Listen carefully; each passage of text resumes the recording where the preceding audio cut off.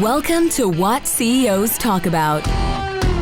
Do you wonder what CEOs talk about behind closed doors? How they bring their vision to reality? How do they overcome and succeed through adversity? We share that and so much more with each episode. Now, let's get started with the show.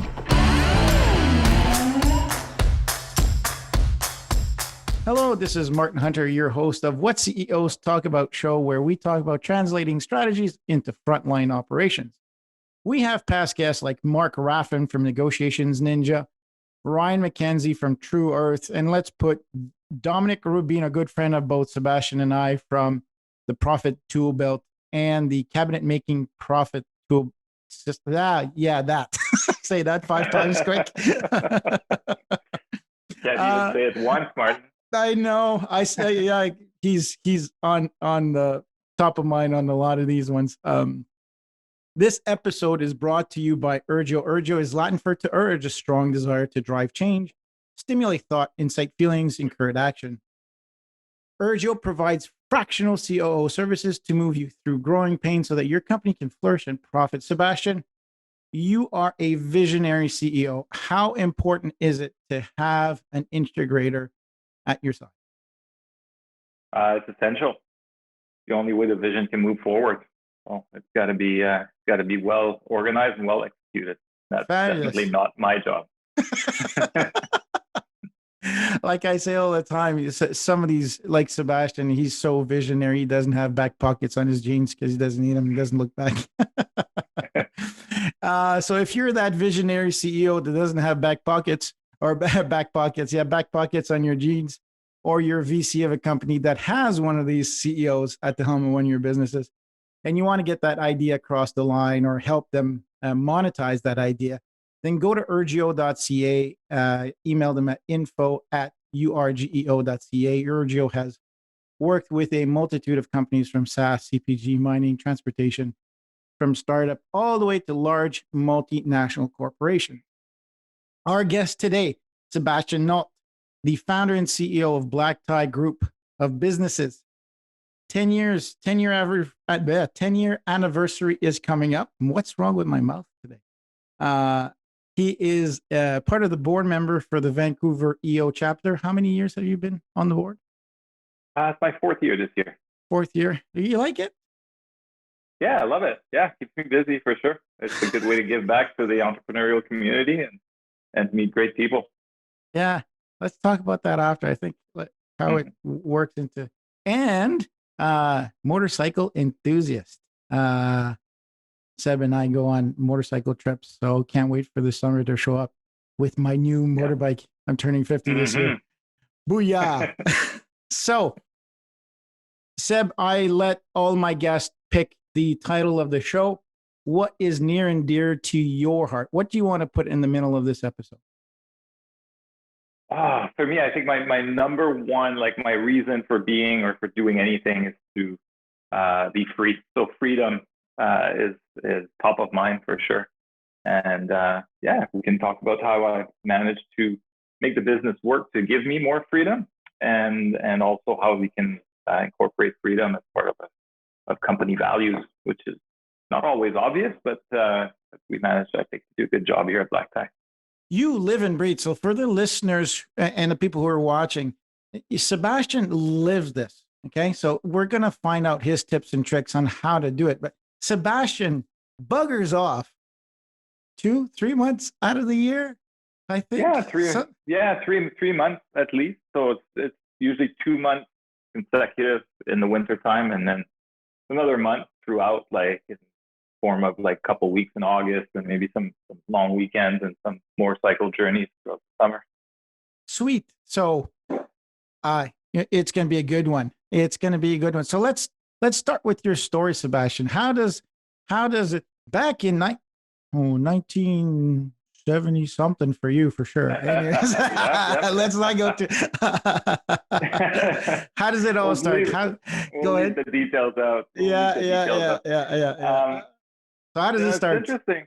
Yeah, it's interesting. Like I've never really had a real job. So never, I had one job, I think, that I had for before, and that's when I was a ski instructor. So that's not even a real job. No, that doesn't count. Sorry, ski instructors out there.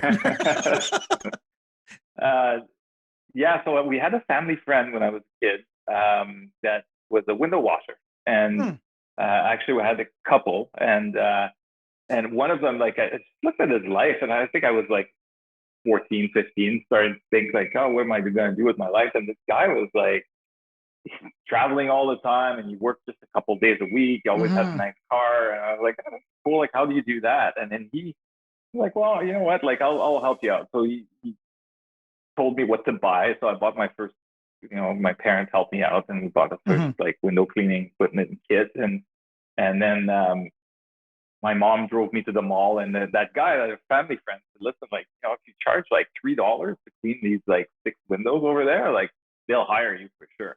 And he's just like, you give them a little receipt and they pay you cash, and it's great. It's like, I charge double that, but if you go in as a kid, they'll give you the work. So he gave me some pointers, and I went around the mall, and I started like, talking to people and knocking on doors, and got my first little window cleaning route. And it was great. Like, that was, in like late 80s, I guess, like early 90s. And I was like, as a kid, I was making like $30 an hour cash, and that was awesome. I only worked a couple hours a week, but it was amazing. I loved it, right? So I think that gave me sort of gave me a realization that there was no cap on my income if I was an entrepreneur. So I found that very exciting. And also, like, I don't know, it just gave me the impression of being my own boss, having that freedom of doing what I want. So yeah, and I guess like just my life sort of unfolded that way after that, like, from small business to different entrepreneurial ventures to what I'm doing now. I've always sort of been a very independent-minded, like, entrepreneurial type. So when did Black Tie? When did you give birth to Black Tie? Black Tie came about in 2011, February of 2011 is when the company got founded. We backtrack a bit. This is my second venture in this space of exterior building maintenance, which is funny, like, because I circled back to it, like, from having my 14-year-old self washing windows at the mall to like now having a exterior building maintenance. So we're full service window cleaning, power washing, dryer vent cleaning, roof anchor inspection. So we do a lot of all this janitorial type stuff, but for the exterior building, focused on high angle and rollback set work. So that's what we do, and that's my second business in that space. My first one was called Skywalker High Rise Services, and I started that with a good friend of mine that who actually, like, was a mentor to me when I was younger, and we both ended up moving to Vancouver, and he's the one that gave me a good start in the high rise window cleaning world. So backtracking again a bit before that, like I left Quebec in 1999. Tail between my legs, bankrupt, really bad place in life, not good. Oh, wow. Moved to Vancouver, where my friend Andre was here, and he said, "Hey, just come here. I'll help you out. We can wash windows together." He was a high-rise window cleaner at the time, so moved out here, and then I was 23 and a little bit dumb, I guess, and I didn't realize that I might be afraid of heights. Maybe that wouldn't work out. I got here, and I was like, I just wanted to get away as things were not going well. Got here and realized I was terrified of heights. Really tough, and like I got on. yeah, we can laugh about it now. Yeah. Let me cross the country. I know, right? Redo my life and get to the end of it, and then go, oh shit, I can't do this. Yeah, so just a high school education, barely spoke English, so it's not like I could turn around and say, oh, this is not working, I'm going to go do something else. And like living in Vancouver is not cheap, and this paid good money, so I really wanted to make this work. But I learned a lot from that experience. Like, this was a huge fear. Like, I was terrified every day going to work. I had to step over the edge of a building, and literally, like, half the time, like, I'd go over the edge, I'd have to stop and like go hit the bathroom. Like, I was literally scared shitless. Like, it was really tough.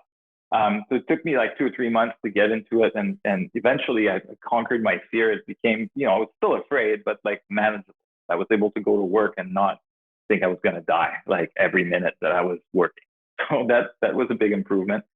And from there, I started doing a bit. I wanted to pursue a career probably in marketing or PR or advertising, something like that. I thought, having gone bankrupt my first business in Quebec, I thought that, I'm not built to run a business. I can't do this. I failed. I fell on my face. And now I better go study to get a real job, right? So that's what I did. I took part-time classes at BCIT while I was washing windows. And I was really like sort of hoping to go work in an office somewhere, a suit and tie, and like build, start climbing a corporate ladder or, do the regular job thing. And after a while, like I was studying and I was getting a place where I felt I had enough, like that I could tackle some projects. And so I did some event planning. I did a few PR projects on the side. I worked with different companies just on contract, and quickly realized it's not really a field where I was finding myself comfortable, or that I wasn't really excited about it. And at the same time, my friend Andre, who I was washing windows with, was starting his own business. Instead, like starting to hit the ceiling. I'm maxed out. I can't keep up with all the stuff that's coming my way. Do you want to help me out? And so he brought me on, and it was not a huge risk. It was a friend, and he offered me 25% equity, which was really generous of him off the top. And we started working together and that lasted 3 years. And it was super fast growth. It was great. Like we went from 3 or 4 guys together to about 15 employees after 3 years. Just learning everything from scratch. I didn't know anything. Like basically, it was the first time that I was really approaching business from a very systematic way and wanting to really make the most of it. And that's when I was introduced to the EO Accelerator program, which was like massive help, like really, really big impact on our business and on myself personally as well. That network was like absolutely fantastic. And I learned so much from that program, and I implemented everything as I went. And it got us from like, 0 to, probably like a little over $1 million in sales, like within 2.5 years. So that was pretty good. It felt great, and we were in a good spot. But I think my partnerships can be challenging at the best of times, and fortunately that partnership was not meant to be. We started like having different ways of looking at things, and we parted ways in 2010. So what was the difference? I want to come back because there's a lot of lessons here that I want to make sure that everybody captures. So what was the big split? Like when you said, for those who are listening, pointed, kind of made a Y with his hands going one direction and then kind of giving a 45 so that you're a 90-degree angle. So it doesn't have to be a full, 180, but you were going one way, he was going the other way. What was the big difference? What was the big separator? What caused the divorce? Well, I think I made a couple moves that maybe as a 25% partner, he felt I was not really entitled to make. Like I maybe spent money in ways that he was not agreeing with. I was really focused on growth and pushing sales and marketing and wanting to.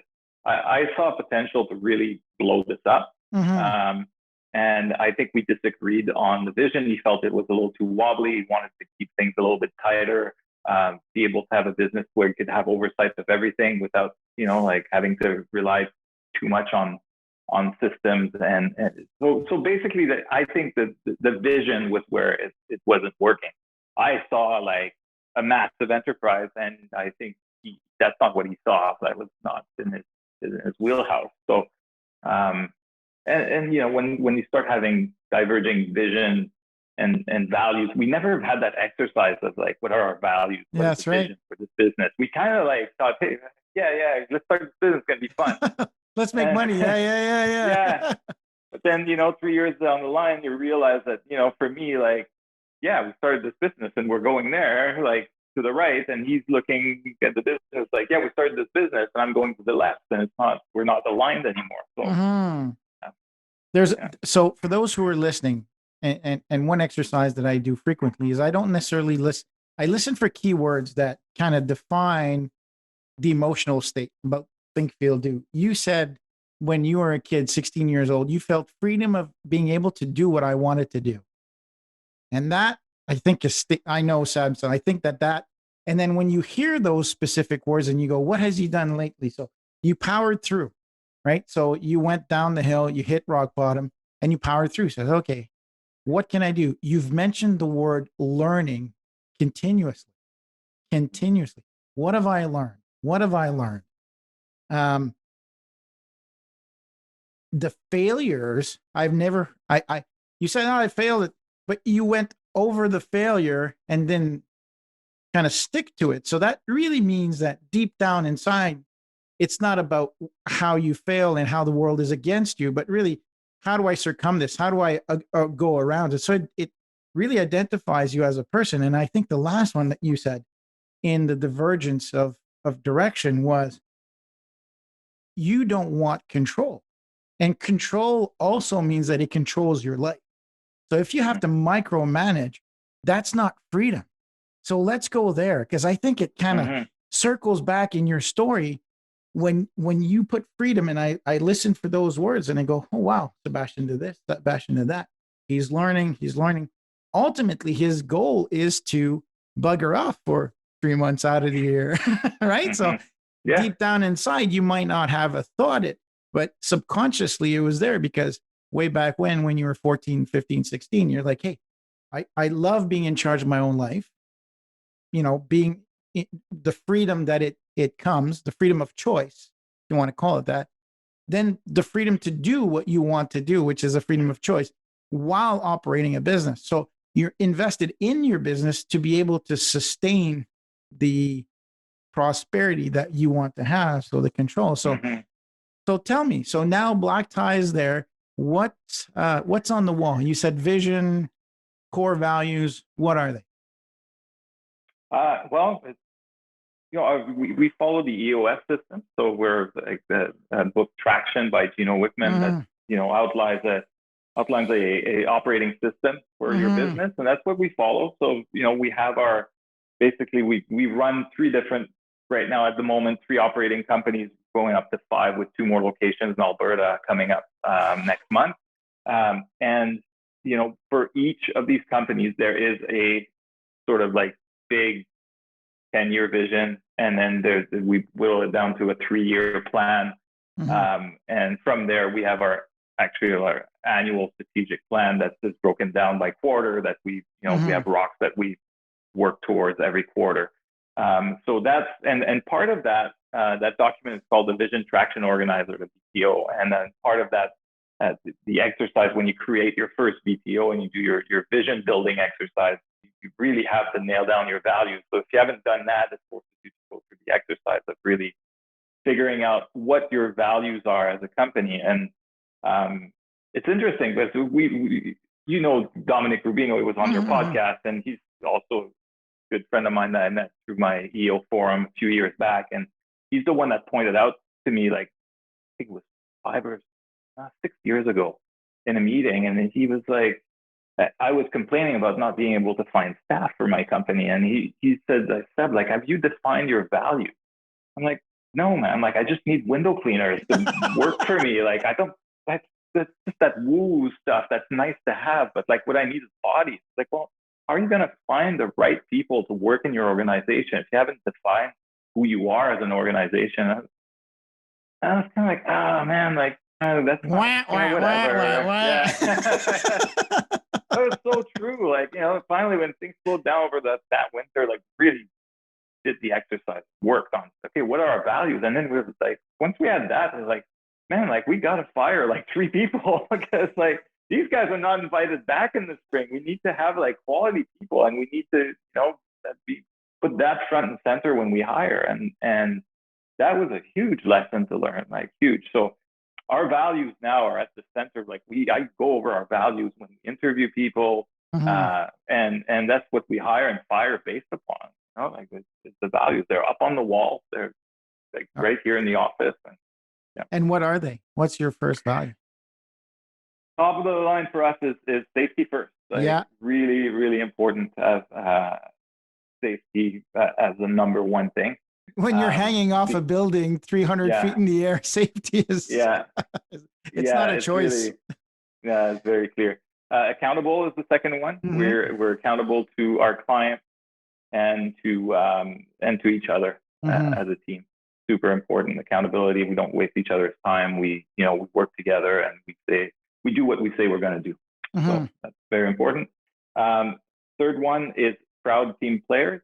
Mm-hmm. So I put that in there because we're proud of being Black Tie. We're heavily branded. We show up and we want to be professional. We want to look good, and we also going to support each other as a team, and that's really important. We create an atmosphere of trust and respect, and that's super important. We have a ton of diversity. We have people from all over the world that come and work for us. We have different, religious sets of religious beliefs, sexual orientation, gender identity. We have a bit of everything. We're a melting pot here, and we're really proud of that. So that's a big one. Proud team players is the number 3, and number 4 is can-do attitude, and that speaks to the sort of seasonality of what we do. Got to make hay while the sun shines, literally. Like when we're window cleaners, it might mean to push a little bit more, to get a job finished on time. But that's where I snuck in the freedom piece in our values. There it is.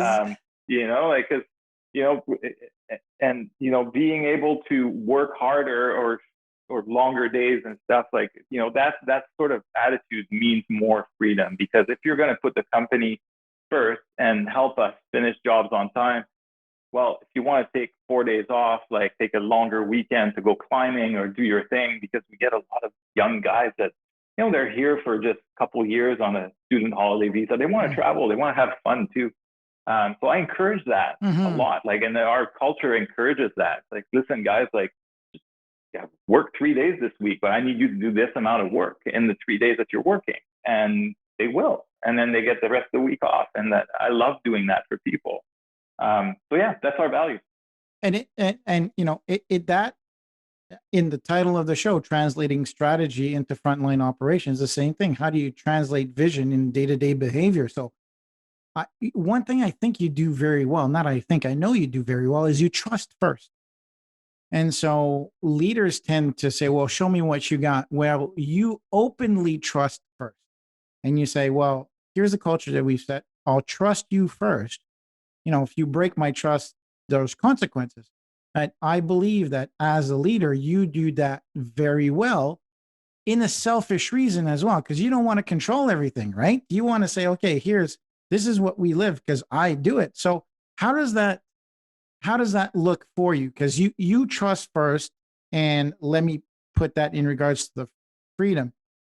I'm going to give you the freedom of choice to do what you need to do within the expectations that I have, right? So how does that reflect on how you get stuff done? Because in preparation of your departure, how long do you prepare for departure, for example? Depends what you mean by preparing. I start preparing as soon as I hit I'm on the flight home from my previous trip. I'm preparing for the next one. What does it look like?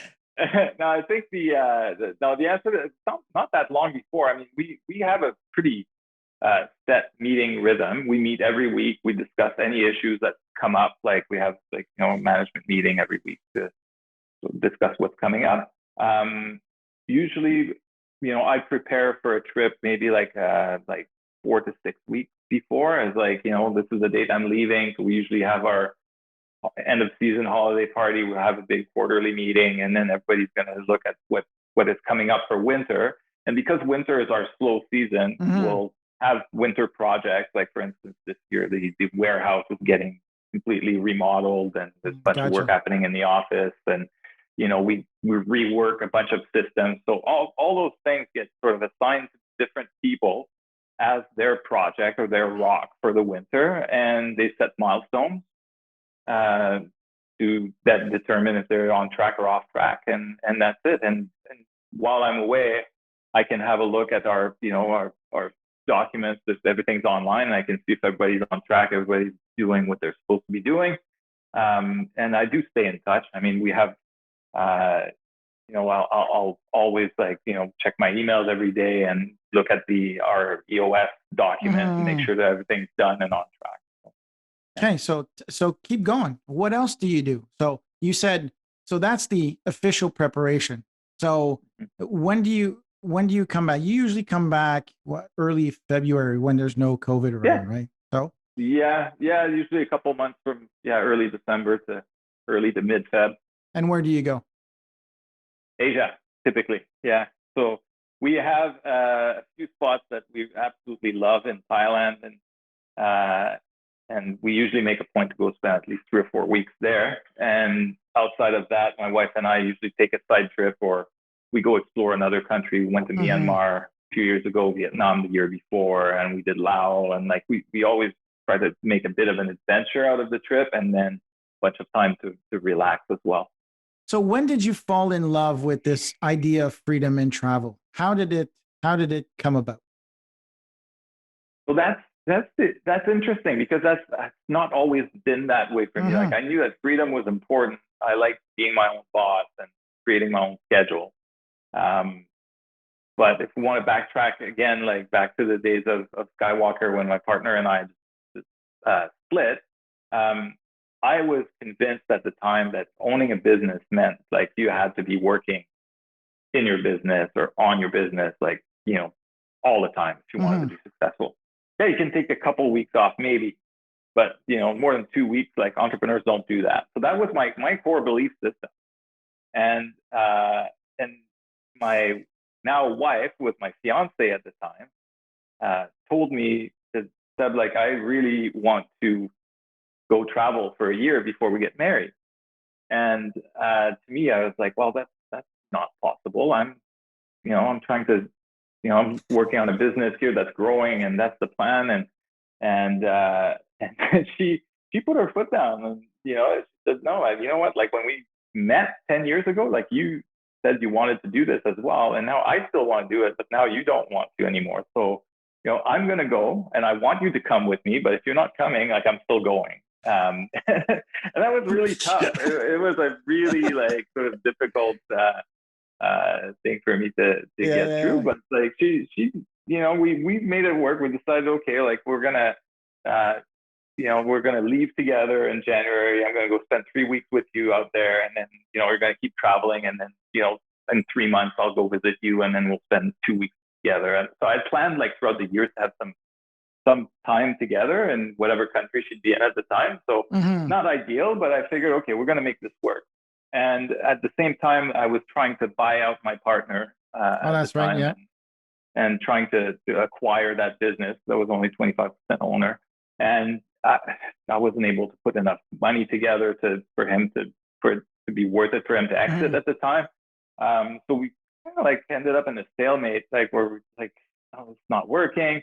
So I flipped it around, and that good buddy of mine sat down with me for dinner and said, Seb, you're miserable. You're trying to make this deal happen. It's not happening. And, he knew me pretty well. He said, listen, your fiance is gone. You want to be with her.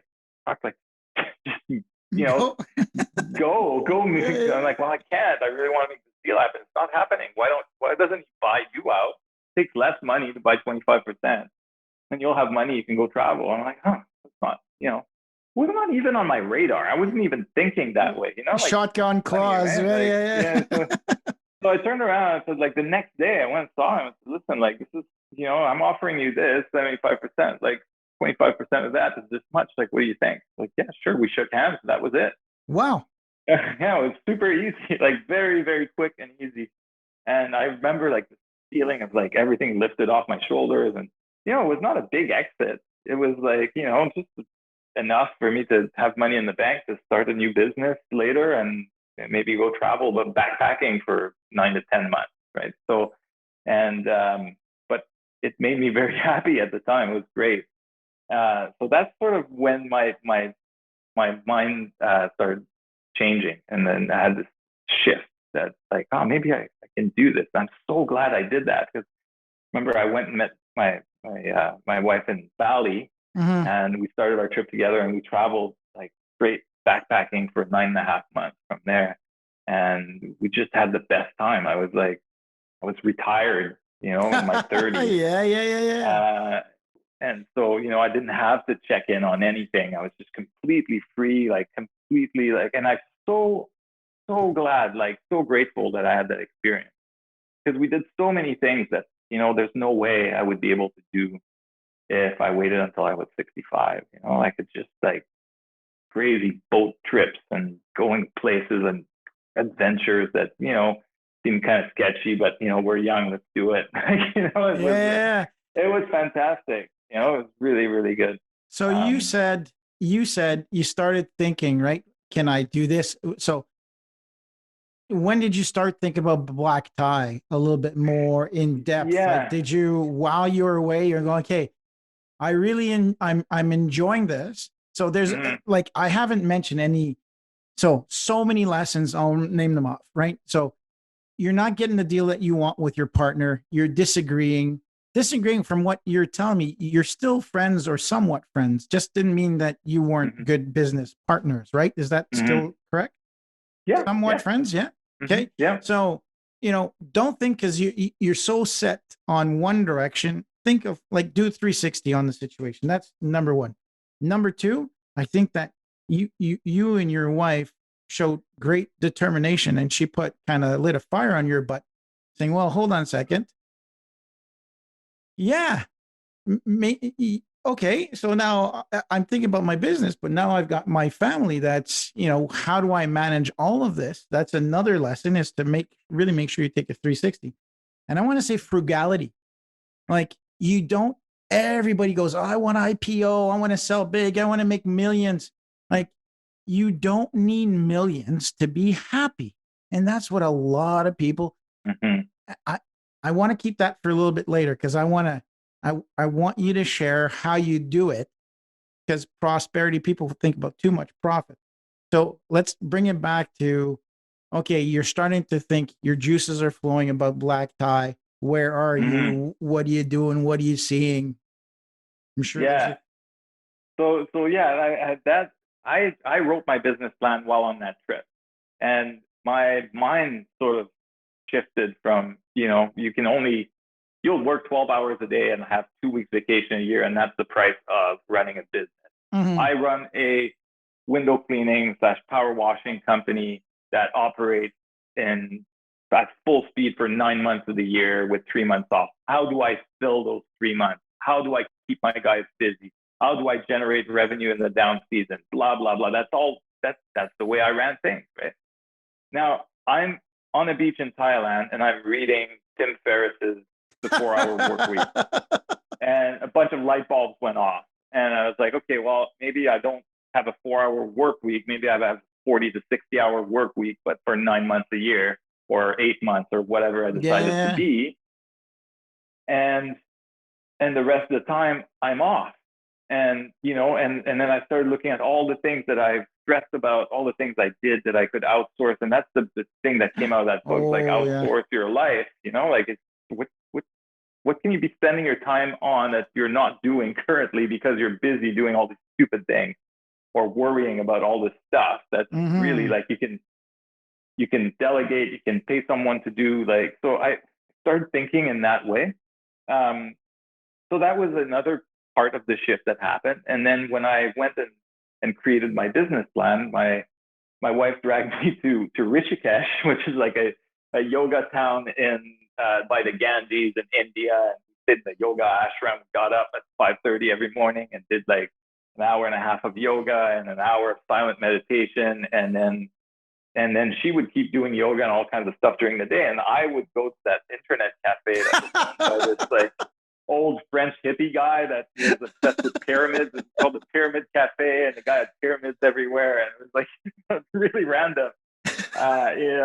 I literally step in cow shit on the way there because there's cows everywhere. It was really, it was so random. And I worked there for 2 weeks on my business plan. And that environment was just like a bunch of hippies and like, it's like kind of crazy environment to work on business. But I think it put me in that frame of mind where I was like, man, like if I can write a window cleaning business plan, like in Rishikesh, like, and then, like maybe I want to do a bit more of this kind of like work from anywhere and like be more mobile. And so when I started Black Tie, like it was not like we're going to have at the top, like we're going to have this much revenue, this many employees, and this is how we're going to unfold like year after year. Yes, that was part of it. But the number one thing was like, I'm going to create a thing that was allow me to be away 3 months of the year. And that was at the top. It's like, all right, I want to do this, like how I'm feeling now. I want to feel like this every year of my life moving forward. I'm not going to wait another 30 years to get there again. So this needs to happen on an annual basis. How do I make that happen? So that was number one priority. With what do they say about pyramids? They're perfectly matched for the asters and inhibit brain movements. And I can just see French cigarette smoke going with cow poop. I can just smell it. I can just smell it. So it was magical, Martin. I know. I was gonna say. I mean, psychedelic to a certain point. Let's bring it back to Tim Ferriss. The one thing for me that I took from Tim. I mean, there's a lot of things that Tim does that I like, taking a chunk out of his quad for experimental duties. I thought, a little bit. It's a little crazy. A little, yeah. He loves to learn and sometimes takes it to the extreme. And at the one acronym, it's DEAL: direction, elimination, automation, liberation. You set your direction for the big L at the end, right? So a lot of people, they go, I want cash. Well, what do you want cash for? What do you want money for? And they go, well, I work 80-hour weeks for what? For what? What is it that you want to achieve? Do you want to sell your business? Okay, great. What are you going to do when you sell a business? Start over. I don't usually work with guys or girls like that. I'm going to say, you know what? You're in there for the wrong reason. So I think that it's very important. What you've set was that big goal is 3 months. It wasn't a financial goal. It was to say, okay, how do I prosper? How do I create enough profit to sustain this prosperity over how many years now have you been able to travel like this? 10 years. Do it every 10 year. years. So for all the listeners, if you think this is bullshit, what we're talking about, Sebastien is scaling his business. How many people do you hire now? Do you have work for you now? In peak season, we're going to have about 60 people this year. 60 people. We have 5 different locations. Yeah. Millions of dollars of revenue. Okay, profit. Because he spends a lot on his crew. I've seen the books. He's very generous with his time and his money, and he believes in people. So if you're a hard ass guy like me that cracks the numbers down, you go, yes, his profit could be higher, but not at the expense of human beings. So I'm okay with that. And he still travels 3 months. He trusts first. And basically, I'll say he fucks off and he says, you got this. Trusts the people. I'm sure that they've made mistakes and they failed, but you've learned from these mistakes as well. So tell me, some listeners, and they're going to say, okay, yeah, you know what? Great talking there, Martin and Seb. You guys are seasonal. Easy to do. You guys only work in the summer. What would you change? What would you change if you had a different service offering that was 365, 12 months out of a year? What would you change? Well, I mean, we're seasonal in parts of the business, but there's other parts that are not. And I mean, depending on how, like, this year, especially, we started doing snow removal. That's like keeping the crew busy right when I'm gone. So, I mean, it's all about laying out a plan. And to me, like, I think you said it. I think I pay my people well, and I make sure everybody's taken care of because I know that they are in a certain way supporting my lifestyle. They allow me to go away, like by taking on that role, taking the responsibility on their shoulders for managing the business while I'm away and all doing their jobs. And even when I'm here, they still have that same role. I'm here just to set the vision. and to, set the direction and drive special projects forward. I don't run the business on the day-to-day side of things. So, I think it's important to realize that, whether we're operating 12 months a year or 8 or 9, people have stuff to do. The business is still growing. We're growing by double digits every year. So that stuff needs to happen in the slow season for that to happen. And when I got people, and I leave it up to them, right? Like when we started talking about snow removal, it was 3 years ago. And I have 2 different teams here in Vancouver. I have my maintenance team and my post-construction team. And it was offered to everyone, anybody that wanted to jump on that opportunity to generate revenue throughout winter. And not everybody wanted to be a part of it, but there was a crew of people that were like, yeah, you know what? We're gung ho. We want to do this. I'm like, okay, guys, you run it. Like I'm gone. So I'm going to help set it up. And we're going to talk about money and how much money we need to invest and what we're going to do and how it's going to flow and who's going to do what. But after that, it's up to you. I'm not, and we share the profit. That's it. Like I'm going to invest the money and we'll share the profit. So I think it's finding people that are really willing to take on that responsibility and make the responsibility crystal clear from the start. Like, listen, take this role on. This is what you do, and this is what you're responsible for. Whether I'm there or not, no difference. And this is what you do. Yeah, removing yourself. Too many people they hire without a job description and say, hey, here's what the expectation. Here's what's black and white. I always say triple D. So a lot of people, well, actually quadruple do. If you're going to do something, if you're going to delegate something, you delegate diligently and then you disappear. And that's for me, that's how you really trust. Now you'll verify, you'll do spot check, but set the direction, eliminate yourself from the decision-making process, help them automate as much as you can so that there's liberation. I'm repeating that deal, but that's how I view things. And you apply that very well. What do you struggle with when you're away? Is there anything in particular that you go, you know what, this bugs me when I'm away?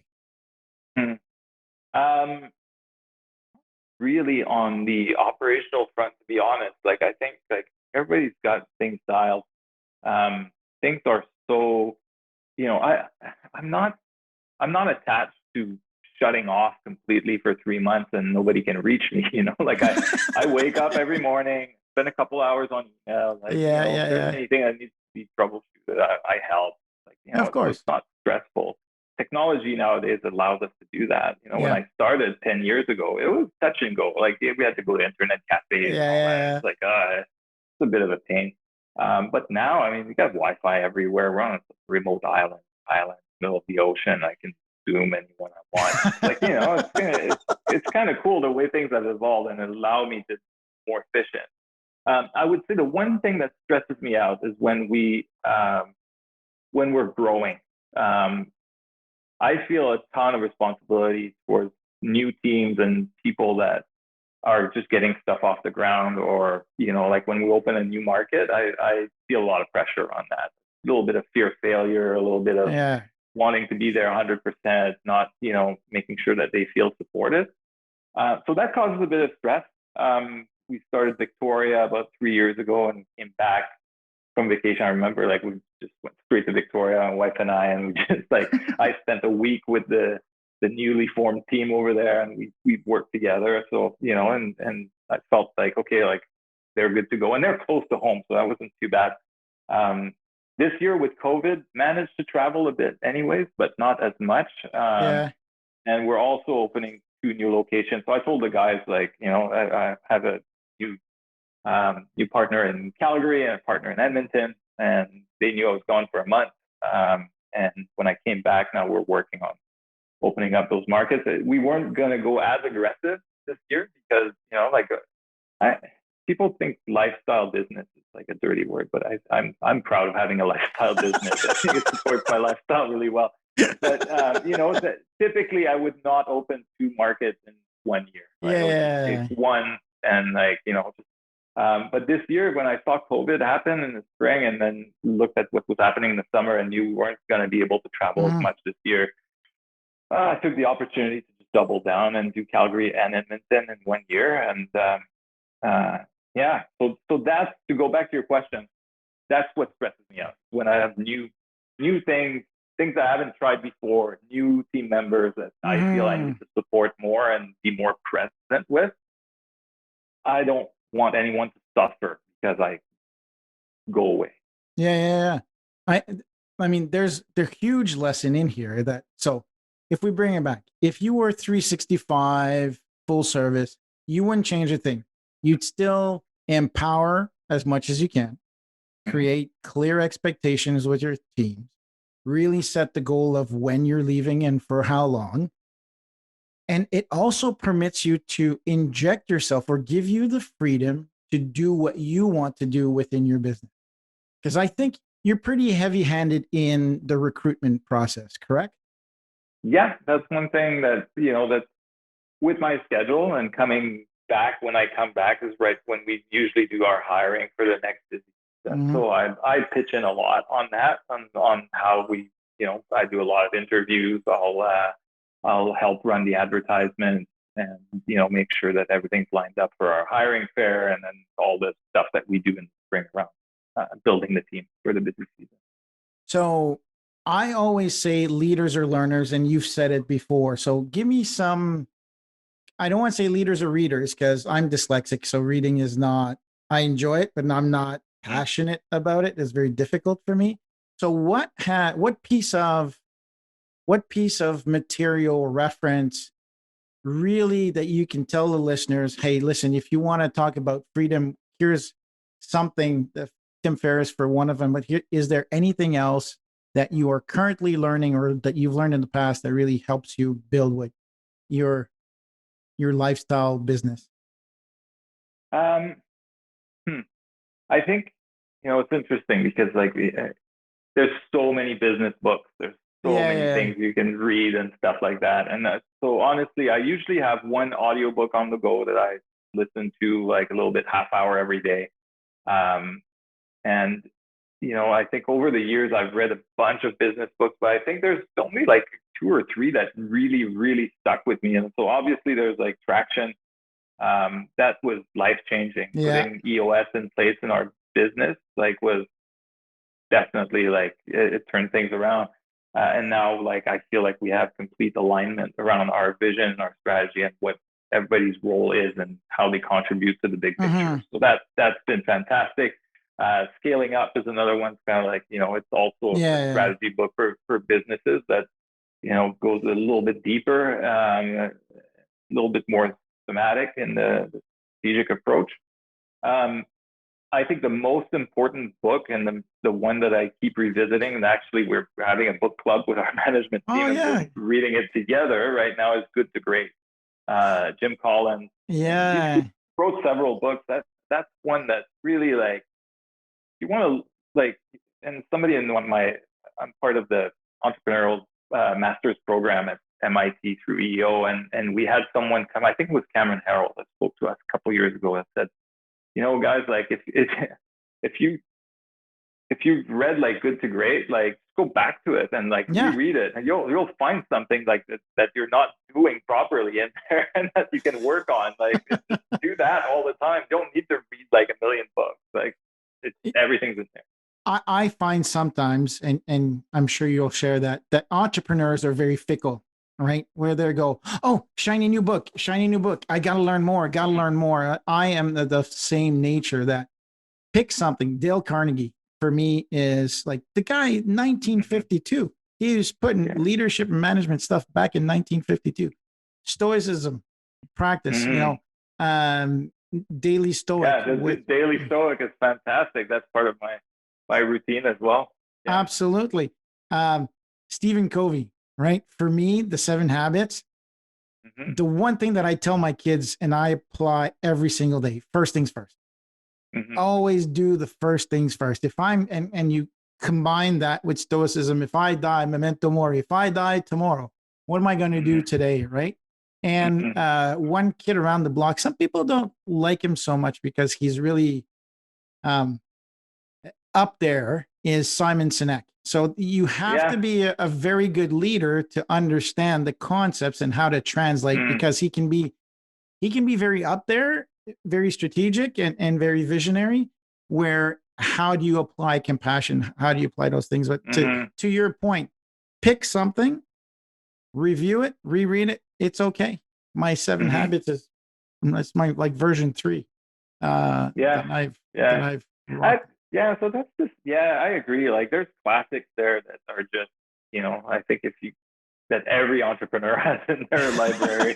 And like, so I don't think there's anything revolutionary that I came across lately. I think, Atomic Habits. That's a good one. Yeah. Like another game changer for me, like for sure. Okay. So if you were to give somebody advice, okay, and you've got like, I'm going to give you time to think about it. If there's 3 principles that you would share with any others, if somebody reached out and goes, damn, Sebastien, I want to do what you do. I really want to do what you do. What's the 3 pieces of advice that you would give that person?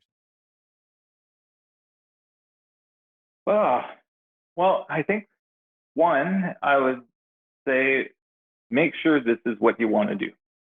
Like, be clear on what you want, because you can't have I think it's sometimes you have to do one or the other. I have a lot of very successful, close friends and entrepreneurs that are on a completely different journey than mine. Some of them have exited for multi-million dollars.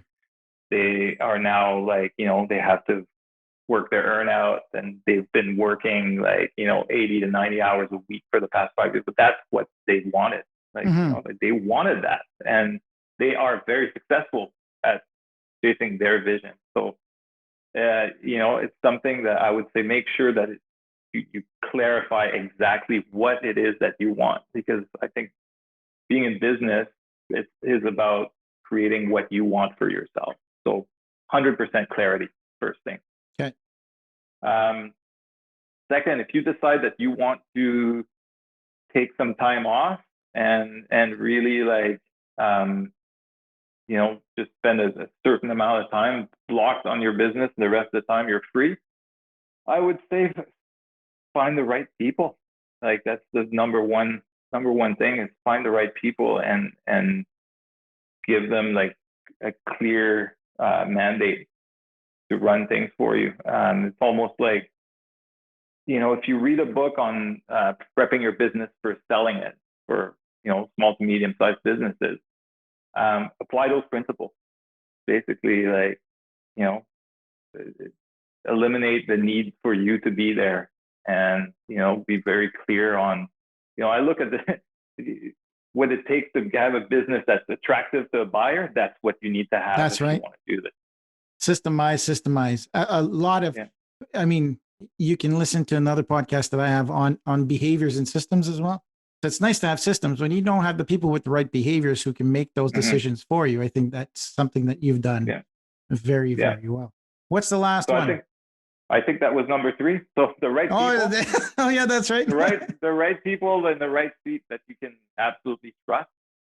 So pick them wisely and make sure that there are the right people, and give them the space to perform too. Because sometimes, I hear it all the time. It's like, oh yeah, that guy was not good enough. Like, well, nobody's perfect. Like, we're, especially entrepreneurs, we never find anyone that's good enough. So yeah, that's true. Let them fly. They'll break things, they'll mess up, but that's okay. You're gone for 3 months and you're enjoying life, so it's not perfect, but it's work. and 3 is the system. It's like everything needs to be systemized. Very well organized. Oh, good. Is it systematized or systemized? I say systemized too, but I've got corrected on that a few times. I say systemize all the time. You know what? Now we're gonna. So I'm gonna ask the research and the writers to say, okay, answer that question at the bottom of the podcast. You'll get the answer. Cliffhanger. How do people get a hold of you, Sebastien? If you're okay with it. Absolutely. Always love to talk to entrepreneurs and also property managers that need exterior building maintenance services in either Victoria, Vancouver, Calgary, or Edmonton. And soon to come to Toronto and Montreal. Yes, absolutely. They can reach me through LinkedIn. very easy to be reached there. On our website, blacktieservices.ca, there's a contact form there that's really easy, or directly snault@blacktieservices. You guys doing a great job on Instagram. I follow you guys on Instagram as well, and the pictures are really cool. Some really nice pictures on Yeah, you know what? I forget to mention it. You're right. Like our social media presence, like especially on Instagram, is pretty fantastic. If you love looking at cool shots of like, oh yeah, guys on ropes, like that's guys and girls, guys and girls, yeah. guys and girls. Sorry, absolutely.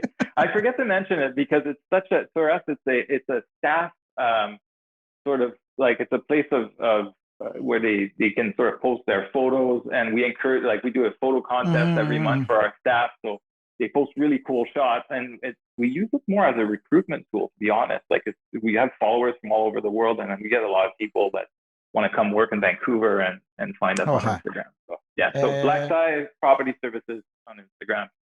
Fabulous. Well, thank you very, very much, Sebastien. I'm sure that this will be one of the top hits. How do you bugger off for 3 months out of the year? People will want to know that the sauce is in the trust and let people make their own failures. So thank you very much, Sebastien. It was an amazing episode. I keep forgetting, and I will not forget. Please subscribe and like, because I get coached as well. I have to mention that. So thank you very much, everybody. This is Martin Hunter, your host of What CEOs Talk About, where we translate strategies into frontline operations. Thank you. Thanks for tuning in to What CEOs Talk About. Make sure to click subscribe to get notified about future episodes, or check us out at www.whatceostalkabout.com.